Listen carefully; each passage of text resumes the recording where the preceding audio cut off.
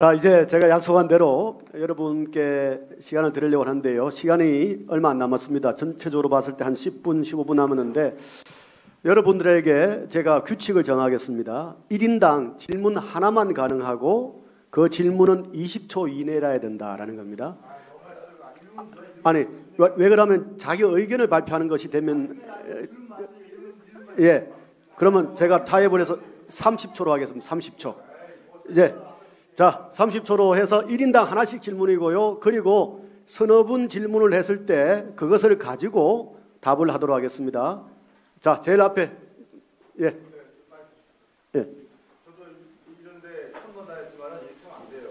저기 줄 때는 시간 예. 그건 또 사회자 마음이에요. 예. 아까 얘기했던 미리 얘기했던 내가 예. 아니, 근데 한 사람한테 많이 주겠다는 게 아니에요. 여러 사람에게 주겠다는 거지. 예. 마이크 없이 해도 돼요. 예.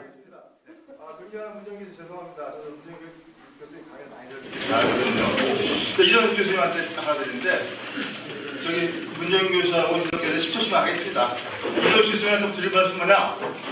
주장하시는 거 북한의 심장을 먼저 띄어버리고 팔다리 자르자. 심장이 뭔지 한 번만 더 설명해 주시고 북한 영역과 살까지 관해서 문 교수님한테는 질문이 108가지 됩니다만 나중에 저기 오셨으면 좋겠습니다. 근데 하나 질문 드리면 북한 인권 문제하고 태용호는 죽어도 비핵 안 된다는 거예요. 두 가지가. 예, 일단은 사회자의 직권으로 하나만 접수를 하겠습니다. 자, 다음 분.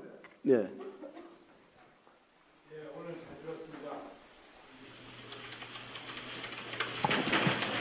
네, 저는 이종석 장관님한테 질문을 드리겠는데요. 아까 우리가 한반도 비핵화와 어떻게 보면은 평화 체제 이거를 국제 공론회장으로 한다는 거에서 굉장히 공감을 해서 정말 우리 한국이 한반도 비핵화와 평화 체제 로드맵을 우리가 유엔에 상정해서 승인을 받아서 하면은 우리가 미국에 너무 의존하지 않고 남북한이 주인이 돼서 유엔에서 할 수 있지 않느냐. 거기에 대해서 어떻게 생각하시는지 좀 듣고 싶습니다. 예, 좋은 질문입니다. 또 다른 분 질문 하시죠. 남북 이산가족이 1000만인데 네. 언제까지 이렇게 방문도 못하게 하고 북녘을 바라보고 묻히게 하는 이런 행태가 계속될 겁니까? 네, 좋은 질문입니다. 다음. 예. 장관님께 질문하겠습니다. 목소리 크니까 마이크도 되겠습니다. 장관님 생각을 문재인 대통령이 모르시나요? 예, 좋습니다. 일단 그것도 질문으로 접수하겠습니다. 자, 또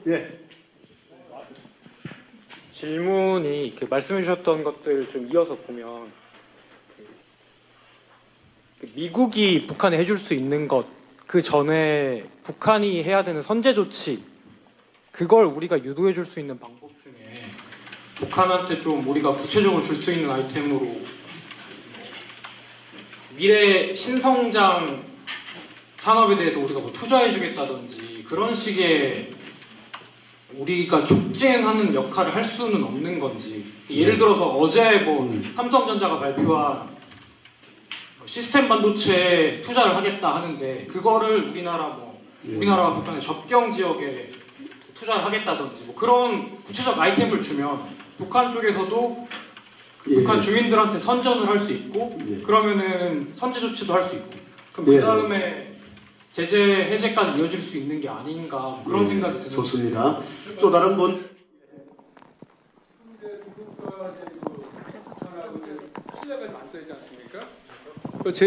저는 이런 생각이 들어요.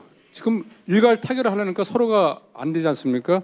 모든 거 보여달라는 거면 여기서 또 아까 나의 모든 거 보여주면 여기서 폭격할 수도 있고 그러니까 어떤 로드맵을 정해서 내가 하나 해주면은 부산에서 서울 가는데 대구 갔을 때 뭘 하나 해주면 여기서 상대방이 주고 만약에 그거를 이행을 안 하면은 제재가 2배, 3배 올 수 있게 마지막 안 되면 원유까지 끊게 중국하고 이제 러시아를 우리가 설득을 해서요.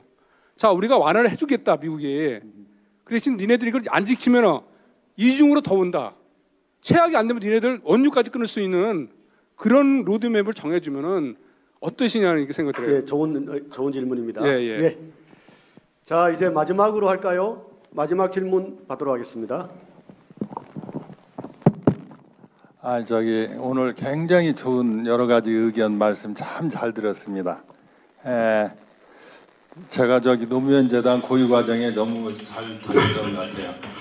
제가 드리고자 하는 말씀은 지금 이 북핵 문제가 해결되지 않은 가장 큰 것은 다 인정하시겠지만 상호 간의 불신이에요. 근데 한 가지 여기서 우리가 잘 생각해 볼 수 있는 것은 남북 간에 있어서의 남한의 포지션과 북미 간에 있어서의 미국의 포지션은 상상할 수 없을 만큼 비대칭이에요. 압도적으로 남한이 북한보다도 워낙 잘 살고 있고 문명화되어 있고 미국과 북한의 관계는 그보다도 더 훨씬 비대칭이죠. 북한은 지금 생존 기로에서 선택한 게 핵이었고 핵무장을 완성했다는 거거든요. 네, 북한 내버려둬도 견딜 수 없습니다. 그래서 여기서 뭐냐면 그런 자신감을 가지고 북한이 해줄 수 있는 건 다 고려해 보는 거예요. 해줄 수 있는 건 해줄 수 있다 이거죠. 네. 제재가 지금 문제인데 이 제재에 대해서 너무 얽매이지 말고 우리도 북한이 지금 당사자로서 도와달라 하잖아요. 그러면 정말 당사자 입장에서 도와줄 생각도 해야 된다고 봅니다. 예, 좋습니다. 자, 이제 여러분들이 질문을 하셨고요. 여기에 대한 답을 이제 하시면서 마무리를 짓도록 하겠습니다. 각자 우리 질문 받으신 것도 있고 또 해당하신 부분에 대해서 답을 하실 게 있을 것 같아서 우선 우리 문턱부님부터 먼저 마무리 말씀 겸 답을 하도록 하겠습니다. 글쎄, 인권 문제는 우리 김대중 대통령께서 하신 말씀이 있으세요. 그러니까 이제 김대중 대통령이 버마, 미얀마, 그다음 아웅산 수치나 동티모르 같은데 이제 상당히 인권 문제를 하는데 북한 인권 문제는 소홀했다. 황교안 씨도 얼마 전에 바로 이제 현 정부는 북한 인권은 어떻게 하고 있느냐, 완전 무시하고 있다 이런 얘기를 했는데 김대중 대통령께서 하신 말씀이 세 가지를 하셨어요. 북한하고 쭉 하다 보니까 인권과 평화 사이에 소위 반비례 관계가 있더라. 우리가 이제 인권 문제를 얘기하면 북한은 자기들이 체제 안보를 해치고 내정 간섭하고 이렇게 하면서 그걸 적대적 행위라고 보거든요. 그런데 대통령이 그걸 갖고 고민을 하시더라고요. 두 번째로는 이 인권이라고 하는 그러니까 휴먼 라이트 문제하고 베이직 휴먼 니즈 가장 기본적인 인간적 욕구 사이에 결국에 반비례 관계가 있다고 얘기를 하더라고요. 그건 무슨 얘기냐? 우리가 북한 인권 문제 얘기하면 우리가 식량 비료 공급하는데도 북한에서 안 받겠다고 그러는 거예요. 그러니까 사실상 어떻게 보면 유엔 인권 헌장에서 나왔지만은 메즐로가 얘기하는 소위 인간 욕구의 하이라키에서 제일 높은 게 정치, 사회적 소위 인권인데 제일 중요한 바닥에 있는 게 의식주부터 시작해서 의료, 그 다음에 교육들이거든요. 그러니까 양자 사이에 또 갈등이 있는 거예요. 그 다음에 김대중 대통령께서 저한테 하셨던 말씀은 또 뭐냐. 어느 국가가 민주주의를, 인권을 외부에서 가져다 준 적이 있느냐. 미국에서 2차 대전 이후에 100번 이상 민주주의와 인권 이름으로 해서 개입을 했는데 성공한 사례 하나도 없다. 민주주의와 인권은 스스로 쟁취해야 되는 거고 우리는 그 여건을 만들어줘야 된다는 거거든요. 이게 저는 김대중 대통령 말씀이 동의를 하고요. 여기 하나 더 한다면 저도 이북 사람들하고 많이 이제 교류도 해보고 해서 느끼는 건데요. 신뢰가 쌓이면요. 북한 인권 문제 얼마든지 얘기할 수 있습니다. 신뢰가 쌓이지 않은 상태에서 인권 문제 얘기하면 이 사람들이 상당히 적대적으로 나옵니다. 그렇기 때문에 핵 문제라도 만약에 부분적으로 성공이 되고 남북이 교류 협력이 되면은 인권 문제 기본적으로 개선된다고 봅니다. 생각해 보세요. 미국하고 북한이 수교를 한다. 그러면 김정은 위원장이 워싱턴 가야 될 거고 의회 같은 데 가서 상하 양원 앞에 연설해야 될 거 아닙니까? 그때 정치범 수용소 문제부터 시작해서 인권 문제, 민주주의 문제 얘기 안 하고 어떻게 미국하고 수교를 하겠습니까? 그러니까 제가 볼 때는 우리가 물론 시민사회에서 북한 인권 문제 얘기하는 건 충분히 이해할 수 있고요. 그러나 이제 정부 입장에서 보면 이제 그런 구조적 제약들이 있으니까 그걸 우리 시민들이 좀 양해할 필요가 있지 않은가 생각이 되고요. 두 번째, 태영호 씨가 이제 북한 비핵화 안 할 것이다. 그럼 북한이 비핵화할 의도와 의지가 없으면 그럼 협상하지 말아야 됩니까? 그건 제가 볼 때 이해가 안 되는 얘기예요. 제가 워싱턴 우리가 비핵화의 의지와 의도가 있는가라고 해서 왜 그걸 묻느냐. 없어도 대화와 협상을 통해서 풀어나가야 되는 게 외교의 본질 아닙니까? 그러니까 제가 볼 때 이런 거는 제가 볼 때 판을 깨기 위한 소위 쉽게 해서 소음이나 자국에 지나지 않는 것인가 생각이 듭니다. 이상가족 문제는 우리 대통령이 지금 엄청 역정을 갖고 있고 유엔 제재위원회에서 다행히 화상상봉에 대한 장비 도입 문제도 허락해주고 그러니까 요거는 뭐 어떤 상황이 되어도 아직 문재인 대통령 스스로가 이산가족인데 아마 역점을 두고 할 것입니다. 그러니까 제가 볼 때는 그렇게 하고 아까 이관 타기 문제 우리 저 유시민 이사장께서도 뭐 소위 우리가 계약할 때 계약금도 있고 선부금도 있고 중도금도 있고 이 과정을 통해서 주는 건데 그걸 그냥 일괄 타기해서 원샷을 현금으로 전부 다 준다. 그것도 내가 집은 사는데 우리 쪽에서 줄 건 생각하지 않고 저쪽 보고 집부터 내놓으라고 그러면 이거는 제가 볼 좀 말이 상식과 순리에 맞지 않는 거거든요. 그래서 저는 미국도 그런 점에서는 좀 상식의 시각, 어떤 그 역사적 순리 시각에서 생각해야 해법이 나온다고 생각이 됩니다.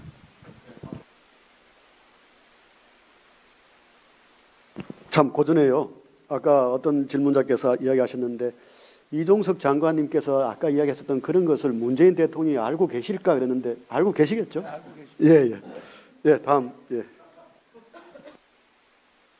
예, 저는 김정은 위원장, 북한 김정은 위원장이 비핵화 의지가 있냐고 묻는 분들한테 그것도 굉장히 중요하고 저 같은 경우 그걸 연구를 하고 있습니다만은 그거 묻고 싶어요, 미국 사람들한테. 그거 좋은데 당신은 그럼 북한 비핵화를 위해서 그럼 기회비용을 치를 용의가 있습니까? 어떤?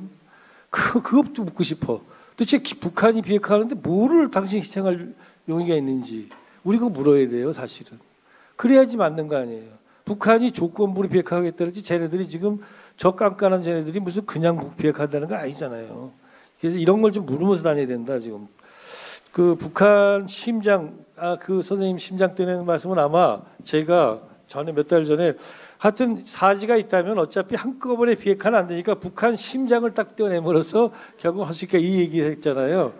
요즘 이제 상황이 조금 더 이제 진행이 되면서 그런 생각이 듭니다. 일단은 미국 사람들은 북한이 어떻게 비핵화할지 뭐 아주 구체적이지 않더라도 크게 로드맵이라 그러는데 그림을 좀 보고 싶을 것 같아요. 나 이렇게 갈 거야 이런 큰 그림이라도 아주 러프하게. 그러고 나서 저라면 이렇게 하고 싶어요. 저라면 제가 신문에 한번 썼는데 저는 자 북한은 지금 북한의 주장에 따르거나 우리가 볼 때 핵무기 가지고 있잖아요.